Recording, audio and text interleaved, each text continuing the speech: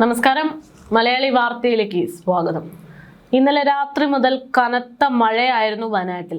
2 വർഷം മുൻപ് ഇതുപോലൊരു മഴ ഒരു രാത്രി മുഴുവൻ പെയ്തു. ആ വേദനയിൽ നിന്ന് ഇന്ന് വരെ മലയാളികൾ ആരും മുക്തമായിട്ടില്ല. ആ മേപ്പാടി ഗ്രാമത്തിലെ കരച്ചിലുകൾ ഇന്നും മലയാളികളുടെ ചെവിയിൽ ഇരച്ചെത്താറുണ്ട്. ഓരോ മഴ കനക്കുമ്പോഴും അത്തരം സാഹചര്യങ്ങൾ ഇനി ഉണ്ടാകരുതേ എന്ന് ഉറക്കെ പറഞ്ഞുകൊണ്ട് പ്രാർത്ഥിച്ചുകൊണ്ട് നെഞ്ചെടുപ്പോടെയാണ് പലരും കിടന്നുറങ്ങാറുള്ളത്. പക്ഷേ കഴിഞ്ഞ ദിവസം വയനാട്ടിൽ നിന്നുണ്ടായ ഒരു മഴ അത് സമാന രീതിയിലുള്ള ചില സാഹചര്യങ്ങൾ ഉണ്ടാക്കിയിരിക്കുന്നു എന്നുള്ളതാണ് ഏറ്റവും മുറിവേൽപ്പിക്കുന്ന സങ്കടം. വയനാടിൻ്റെ ദുരന്തം ആ ഒരു മുറിവുണങ്ങും മുമ്പ് ഇപ്പോൾ വീണ്ടും വയനാട് കണ്ണാടിയിൽ തുരങ്കപാതയുടെ സമീപത്ത് വലിയ മണ്ണിടിച്ചിലുണ്ടാകുന്നു. 2ഓളം പേർ മരണപ്പെട്ടതായിട്ടുള്ള സൂചനകൾ പുറത്തു വരുന്നു. അതോടൊപ്പം നിരവധി ആളുകൾ ജീവന് വേണ്ടി പിടയുന്നതായി, ചികിത്സയിൽ കഴിയുന്നതായിട്ടുള്ള വാർത്തകൾ പുറത്തു വരുന്നു. അന്ന് വയനാട്ടിലുണ്ടായ ദുരന്തം എന്ന് പറയുന്നത് ഒരു പ്രകൃതിദത്തമായിട്ടുള്ള ഒരു ദുരന്തമാണെങ്കിൽ ഇനിയിപ്പോൾ ഇവിടെ ഉണ്ടായിരിക്കുന്നത് ഒരു മനുഷ്യനിർമ്മിത ദുരന്തമാണോ എന്നുള്ള സംശയവും നിലനിൽക്കുന്നുണ്ട് എന്നുള്ളത് മാത്രമാണ് വ്യത്യാസം. 2 സ്ഥലങ്ങളിലും 2 സമയങ്ങളിലും ഉണ്ടാകുന്നത് ഒരൊറ്റ വികാരമാണ്: ജീവന് വേണ്ടിയുള്ള പിടച്ചിൽ. എന്തായാലും മനുഷ്യർ ഇത്തരത്തിൽ മനുഷ്യനിർമ്മിതമായിട്ടുള്ള ഓരോ ദുരന്തങ്ങൾ വിളിച്ചു വരുത്തുമ്പോൾ അതിന് പിന്നിൽ വലിയ രാഷ്ട്രീയങ്ങളുണ്ട് എന്നുള്ളത് ശ്രദ്ധേയമാണ്. ഇന്നിപ്പോൾ വയനാട്ടിലെ ദുരന്തവുമായി ബന്ധപ്പെട്ട് അല്ലെങ്കിൽ ഇപ്പോഴുണ്ടായിട്ടുള്ള മണ്ണിടിച്ചിലുമായി ബന്ധപ്പെട്ടുള്ള ചില രാഷ്ട്രീയ വാക്പോരുകൾ പരസ്പരം നടക്കുന്നതായിട്ടും ശ്രദ്ധയിൽപ്പെട്ടു. എന്തായാലും മനുഷ്യൻ അവനുടെ ജീവൻ എങ്ങനെയെങ്കിലും രക്ഷപ്പെടുത്താൻ വേണ്ടി ചക്രശ്വാസം വലിക്കുന്നതിനിടയിൽ ഇത്തരം നെറുകെട്ട രാഷ്ട്രീയം കളിക്കാതിരിക്കുക എന്നുകൂടെ പറഞ്ഞുകൊണ്ടാണ് നമ്മൾ ഈ വാർത്തയിലേക്ക് കടക്കുന്നത്. വയനാട്ടിലെ മണ്ണിടിച്ചിൽ നിരവധി ഗുരുതരമായിട്ടുള്ള പരിക്കേറ്റു എന്നുള്ള വിവരങ്ങളാണ് വന്നിരിക്കുന്നത്. പ്രദേശത്ത് 24 മണിക്കൂറിനിടെ പെയ്തിറങ്ങിയത് ഏകദേശം 265 മില്ലിമീറ്റർ മഴയാണ്. ഒടുങ്ങാത്ത ഈ പേമാരി വയനാട് കണ്ണാടിയെ ഇപ്പോൾ ദുരന്ത ഭൂമിയാക്കി മാറ്റുന്നു എന്നുള്ളതാണ് മനസ്സിലാക്കാൻ സാധിക്കുന്നത്. കനത്ത മഴയ്ക്കൊപ്പം തന്നെ തുരങ്ക നിർമ്മാണത്തിനായി നടന്നിരുന്ന പൈലിംഗ് ജോലികളും ഈ ദുരന്തത്തിന് കാരണമാകുന്ന ഗുരുതരമായിട്ടുള്ള ആരോപണമായിട്ട് ഇപ്പോൾ ഉയർന്നു വരികയാണ്. കേവലം ഒരു പ്രകൃതിക്ഷോഭത്തിനപ്പുറത്തേക്ക് ഇതൊരു മനുഷ്യനിർമ്മിത ദുരന്തമാണ് എന്നുള്ള ആക്ഷേപങ്ങൾക്കിടയിലാണ് ഇപ്പോൾ മലയാളികൾ. കൃത്യസമയത്ത് കാലാവസ്ഥാ മുന്നറിയിപ്പുകൾ നൽകുന്നതിൽ വലിയ വീഴ്ചകൾ സംഭവിച്ചിരിക്കുന്നു എന്നതും ഈ ദുരന്തത്തിന്റെ ആഴം കൂട്ടുകയാണ്. മുഖ്യമന്ത്രി വി.ഡി. സതീശൻ സംഭവം അറിഞ്ഞ ഉടൻ തന്നെ കൃത്യമായിട്ടുള്ള നടപടികളുമായിട്ട് രംഗത്തേക്ക് വരുന്നതിനൊപ്പം എന്ത് സംഭവിച്ചു എന്നത് ഉടൻ തന്നെ മനസ്സിലാക്കി എന്ന് കൂടെ പറയേണ്ടിയിരിക്കുന്നു. എന്തായാലും മുഖ്യമന്ത്രി ഈ വിഷയവുമായി ബന്ധപ്പെട്ടിപ്പോൾ പ്രതികരിച്ച് രംഗത്തെത്തിയിട്ടുണ്ട്. അദ്ദേഹം പറയുന്നത് പ്രകാരം ഈ അപകടമുണ്ടായ സ്ഥലത്തു കൂട്ടിയിട്ടിരുന്ന മണ്ണ് നീക്കം ചെയ്യണമെന്ന് നേരത്തെ നിർദ്ദേശം നൽകിയെങ്കിൽ അത് കൃത്യമായി പാലിക്കാത്തത് കൊണ്ടാണ് ഇത്തരമൊരു ദുരന്തം ഉണ്ടായത് എന്നുള്ള കാര്യമാണ്. അതിഗുരുതരമായിട്ടുള്ളൊരു വിഷയമാണിത്. ചെറിയൊരു ശ്രദ്ധ പോലും നിരവധി ആളുകളുടെ ജീവൻ എടുക്കുന്ന അപകടമായി മാറാൻ പറ്റും എന്നതിന്റെ ഒരു ഉദാഹരണം കൂടെയായിട്ട് വയനാട് മാറിക്കൊണ്ടിരിക്കുന്നു. ജില്ലാ കളക്ടറും ദുരന്ത നിവാരണ അതോറിറ്റി ചെയർമാനും 20-ാം തീയതി തന്നെ ഉത്തരവ് ഇത്തരത്തിൽ മണ്ണ് മാറ്റണം എന്നുള്ള ഉത്തരവ് നൽകിയതായിട്ടാണ് ഇപ്പോൾ മുഖ്യമന്ത്രി വ്യക്തമാക്കുന്നത്. മണ്ണ് അടിയന്തരമായി നീക്കം ചെയ്യണമെന്ന് പൊതുമരാമത്ത് മന്ത്രിയും കോൺട്രാക്ടർമാരെ അറിയിച്ചതായിരുന്നു. പക്ഷേ കരാറുകൾ ജില്ലാ കളക്ടറുടെയും മന്ത്രിമാരുടെയും നിർദ്ദേശം പാലിക്കാത്തതിന്റെ അടിസ്ഥാനത്തിൽ കരാറുകാരും ജില്ലാ കളക്ടറുടെ മന്ത്രിമാരുടെയൊക്കെ നിർദ്ദേശം പാലിക്കാതെ നിലയുറച്ചതുകൊണ്ട് ഇത്തരം ഒരു അപകടം ഉണ്ടായെന്നാണ് മനസ്സിലാകുന്നത്. കനത്ത മഴയാണ് ഇവിടെ പെയ്തിരിക്കുന്നത് എന്നുള്ളത് റിപ്പോർട്ടുകൾ വ്യക്തമായി കഴിഞ്ഞു. 225 സെന്റിമീറ്റർ മഴ പെയ്യുന്നുവെന്നാണ് റിപ്പോർട്ടുകൾ വ്യക്തമാക്കുന്നത്. രക്ഷാപ്രവർത്തനം തടസ്സപ്പെടുത്തുന്ന തരത്തിൽ മഴ പെയ്തിട്ടുണ്ട്. ചെളി കലർന്ന മണ്ണാണ് ഇവിടെ ഉള്ളത് എന്നതുകൊണ്ട് തന്നെ രക്ഷാപ്രവർത്തനം കൂടുതൽ ദുസ്സഹമായി. ദുരന്ത നിവാരണ അതോറിറ്റി അധികൃതർ അവിടെ പോയി പരിശോധിച്ച് മണ്ണ് എത്രയും പെട്ടെന്ന് നീക്കണമെന്നാണ് നിലവിൽ മുഖ്യമന്ത്രി അടക്കം നിർദ്ദേശം നൽകിയിരിക്കുന്നത്. കരാറുകാർ ആ മണ്ണ് നീക്കം ചെയ്യാതിരുന്നതാണ് ഈ അപകടത്തിന്റെ ആഴം കൂട്ടിയതെന്നുള്ളതാണ് ഏറെ ശ്രദ്ധേയമായിട്ടുള്ള കാര്യം. മണ്ണ് കൂട്ടിയിട്ടിരുന്നത് വലിയ പ്രശ്നങ്ങൾ ഉണ്ടാക്കി. 8 എസ്കലേറ്ററുകൾ മണ്ണ് നീക്കം ചെയ്യുന്ന പ്രവൃത്തി ചെയ്തുകൊണ്ടിരിക്കുകയാണ്. എത്രയും വേഗം മണ്ണ് നീക്കുവാനുള്ള ശ്രമങ്ങൾ ചെയ്തുകൊണ്ടിരിക്കുകയാണ് എന്ന് മുഖ്യമന്ത്രി അറിയിച്ചു. മന്ത്രിമാരായിട്ടുള്ള ടി സിദ്ദിഖിനെയും AP അനിൽകുമാറിനെയുമാണ് ഇപ്പോൾ രക്ഷാപ്രവർത്തനത്തിന് നേതൃത്വം നൽകാൻ സർക്കാർ നിയോഗിച്ചിരിക്കുന്നത്. മുഖ്യമന്ത്രിയുടെ ഓഫീസ്, ചീഫ് സെക്രട്ടറിമാരുടെ ഓഫീസ്, ദുരന്ത നിവാരണ അതോറിറ്റി ഓഫീസ് എന്നിവ രക്ഷാപ്രവർത്തനങ്ങൾ ഏകോപിപ്പിക്കുമെന്നും മുഖ്യമന്ത്രി അറിയിച്ചു.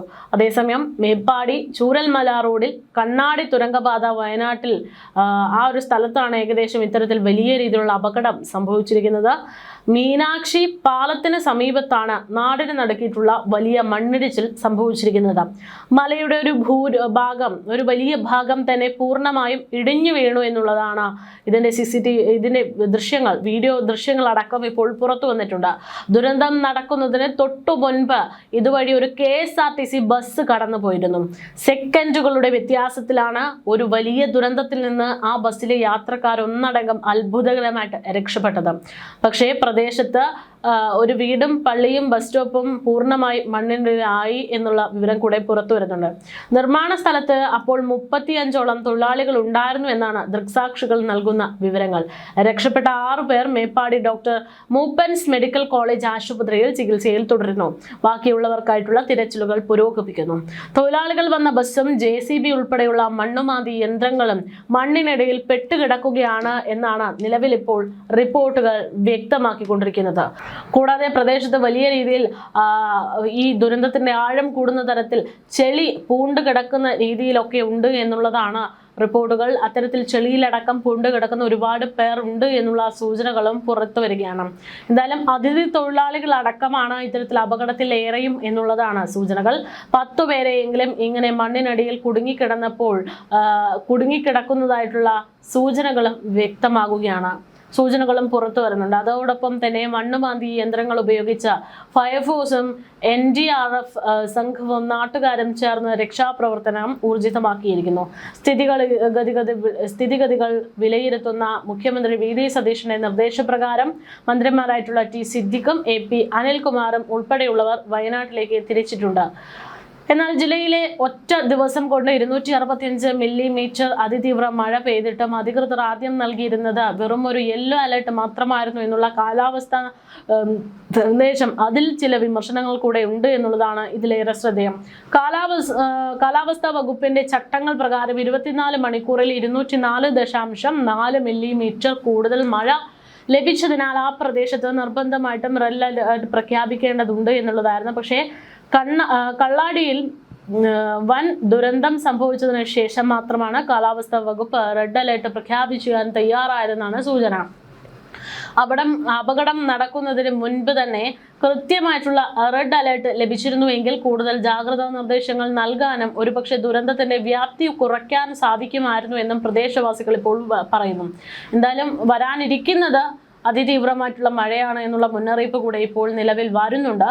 സംസ്ഥാനത്ത് കൂടുതൽ ജാഗ്രതാ നിർദ്ദേശങ്ങളാണ് കാലാവസ്ഥാ വകുപ്പ് നിലവിൽ പുറപ്പെടുവിച്ചിരിക്കുന്നത്.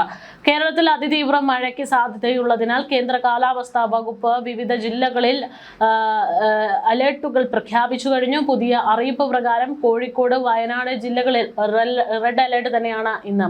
മലപ്പുറം, കണ്ണൂർ, കാസർഗോഡ് ജില്ലകളിൽ ഓറഞ്ച് അലേർട്ട്. എറണാകുളം, ഇടുക്കി, തൃശൂർ, പാലക്കാട് ജില്ലകളിൽ യെല്ലോ അലേർട്ട് എന്നിവയാണ് പ്രഖ്യാപിച്ചിരിക്കുന്നത്.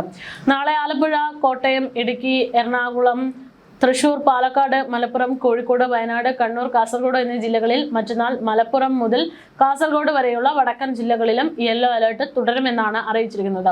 അതേസമയം തുടർച്ചയായിട്ടുള്ള മഴയാണ്, മണ്ണിടിച്ചിലും ഉരുൾപൊട്ടൽ സാഹചര്യങ്ങളും ഒക്കെയുണ്ട്.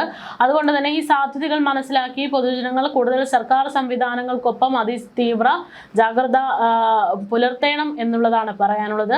മലയോര മേഖലയിൽ മണ്ണിടിച്ചിൽ, ഉരുൾപൊട്ടൽ, വെള്ളപ്പാച്ചിൽ സാധ്യതകളൊക്കെ ഉള്ളത് കൊണ്ട് തന്നെ ആ പ്രദേശങ്ങളിലുള്ളവരൊക്കെ തന്നെ താഴ്ന്ന പ്രദേശങ്ങളിൽ വെള്ളക്കെട്ട് ഭീഷണി അടക്കം ഉണ്ടാകുമ്പോൾ ഇത്തരം സാഹചര്യങ്ങളൊക്കെ മനസ്സിലാക്കി അവിടെ നിന്ന് മാറി താമസിക്കാൻ തീരുമാനിക്കുക. അത്യാവശ്യമല്ലാത്ത യാത്രകൾ പരമാവധി ഒഴിവാക്കി മലയോര മേഖലകളിലേക്ക്, ജലാശയങ്ങളിലേക്കുള്ള വിനോദയാത്രകൾ, രാത്രികാല യാത്രകൾ ഇവയൊക്കെ തന്നെ പൂർണ്ണമായി നിർത്തിവെക്കുക എന്നുള്ള നിർദ്ദേശവും പുറത്തു വരുന്നു. ശക്തമായ മഴയുള്ള സമയത്ത് നദികൾ മുറിച്ചു കടക്കാനോ കുളിക്കാനോ മീൻ പിടിക്കാനോ ഇറങ്ങാൻ പാടുള്ളതല്ല. കാറ്റിൽ മരങ്ങൾ കടപുഴകി വീഴുന്ന സാഹചര്യം ഉണ്ടാകുന്നുണ്ട്. അതുകൊണ്ട് അത് കൂടുതൽ മനസ്സിലാക്കുക. അടച്ചുറപ്പില്ലാത്ത വീടുകളുടെ മേൽക്കൂരകൾ തകർക്കാനിടയുള്ള സാഹചര്യമാകുമ്പോൾ അത്തരം സാഹചര്യങ്ങളിൽ അത്തരം വീടുകളിൽ നിന്ന് മാറി താമസിക്കാൻ പ്രത്യേകം ഓർക്കുക. കൂടാതെ വൈദ്യുതി ലൈനുകൾ പൊട്ടി വീണ അപകടങ്ങൾക്ക് സാധ്യതയുള്ളതിനാൽ വെള്ളക്കെട്ടുകളിൽ ഇറങ്ങുന്നതിന് മുൻപ് വൈദ്യുതി അപകട സാധ്യത ഇല്ല എന്ന് ഉറപ്പാക്കേണ്ടതുണ്ട്. ലൈനുകൾ പൊട്ടി വീണത് ശ്രദ്ധയിൽപ്പെട്ടാൽ 1912 എന്ന നമ്പറിലേക്ക് KSEBയെ വിളിച്ച് കാര്യം അറിയിക്കേണ്ടതാണ്. ദുരന്ത സാധ്യതാ മേഖലയിലുള്ളവർ അടിയന്തര ആവശ്യങ്ങൾക്കായി ഒരു എമർജൻസി കിറ്റ് മുൻകൂറായി തയ്യാറാക്കി വെക്കുന്നതും നന്നായിരിക്കും. കേരളത്തിലെ എല്ലാ ജില്ലകളിലും 24 മണിക്കൂറും പ്രവർത്തിക്കുന്ന താലൂക്ക് ജില്ലാ കൺട്രോൾ റൂമുകൾ സജ്ജമാണ്. ഏത് അടിയന്തര സഹായങ്ങൾക്കും 1077 1070 എന്നീ 2 നമ്പറുകളിലേക്ക് ടോൾ ഫ്രീ നമ്പറുകളിലേക്ക് പൊതുജനങ്ങൾക്ക് ബന്ധപ്പെടാം.